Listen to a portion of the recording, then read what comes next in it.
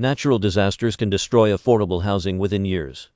The tornadoes and wildfires that devastated communities from Kentucky to Colorado in the final weeks of 2021 left thousands of people displaced or homeless. For many of them, it will be months if not years before their homes are rebuilt.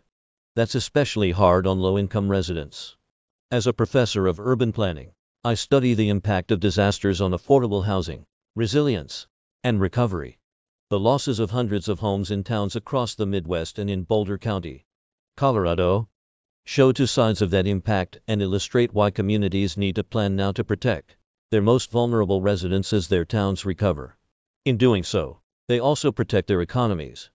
Middle and low-income households tend to occupy the riskiest homes in communities for a few key reasons. First, land values tend to be lower in areas that are risky or otherwise less desirable, such as low-lying areas that are known to flood, near toxic facilities, or in outlying areas that fail to enforce codes designed to protect homes. The housing that gets built there tends to be more affordable. Second, as communities grow, older homes become more affordable through a process called filtering, in which wealthier households move into newer housing, leaving older, more dilapidated homes available for lower-income households. Older homes were often built under less stringent building codes and typically are less well maintained, which can make them more physically vulnerable. Third, durable patterns of historical segregation and ongoing discrimination in real estate and lending can compound these problems by limiting Black and Hispanic families' ability to afford lower-risk neighborhoods. Research has shown consistently that lower-income households are not only more likely to suffer damage in a natural disaster, but also that they are more likely to take much longer, 2 to 3 times longer to recover. Poverty and other household characteristics, such as being headed by a single mother, having racial or ethnic minority status, low levels of education, a disability, or renting rather than owning one's home, define what researchers call social vulnerability.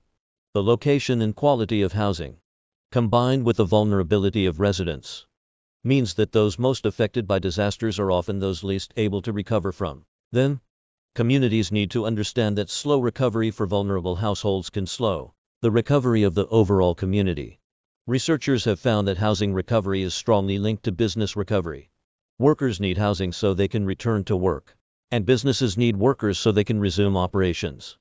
Rockport, Texas, where Hurricane Harvey made landfall in 2017, offers a cautionary tale. A year after the hurricane, hotels and restaurants, even those that were part of national chains, struggled to reopen for Rockport as critical tourist season due to the loss of affordable housing for workers. Many of those workers had relocated to San Antonio, 2.5 hours away. Housing recovery typically gets left to the market.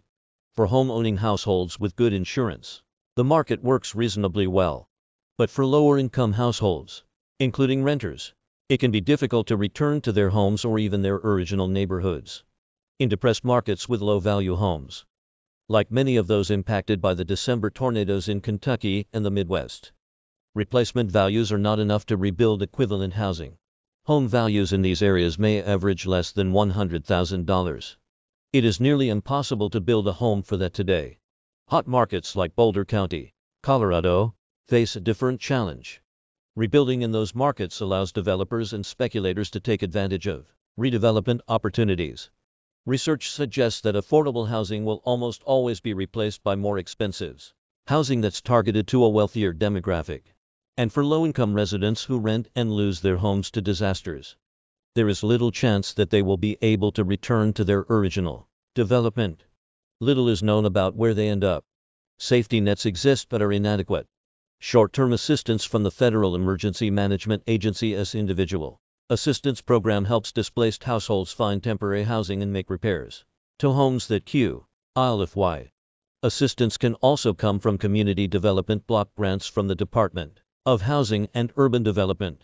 But these funds take months and even years to arrive. And spending plans submitted by states often misdirect funds and have almost no oversight. What then can be done to ensure vulnerable residents can rebuild and return? A few communities have tried new ideas.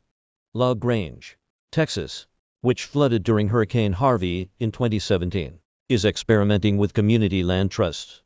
These involve cooperative ownership of land coupled with individual ownership of units. Residents must occupy the unit for a prescribed period of time and gain only a small percentage of increases in land value, with the rest going to the co-op. This approach allows residents to pool resources for land purchases and maintains affordability. Over time, Boulder County relaxed its rental rules to help displaced residents find temporary homes. After the devastating wildfire that broke out there in late December 2021, monitoring recovery funds closely is also important to ensure that they help those most in need. Following Hurricanes Ike and Dolly in 2008, the Texas Low-Income Housing Information Service, now called Texas HouseRS, sued the state of Texas, claiming the state recovery plan failed to address the needs of the most vulnerable Texans. The resulting agreement brought an additional $3 billion in aid, and ongoing monitoring of funding has ensured it helped rebuild hundreds of homes for low-income families. Nearly every community in the U.S. is increasingly vulnerable to some kind of natural disaster due to climate change. A Washington Post analysis of federal disaster declarations found that 40% of Americans lived in counties that were hit with extreme climate-related weather in 2021 alone. Planning disaster recovery to ensure that the most vulnerable members of communities can return will result in greater resilience and community vitality. Shannon Van Zandt is a professor of architecture and urban planning at Texas A&M University. This article is republished from The Conversation under a Creative Commons license. Read the original article.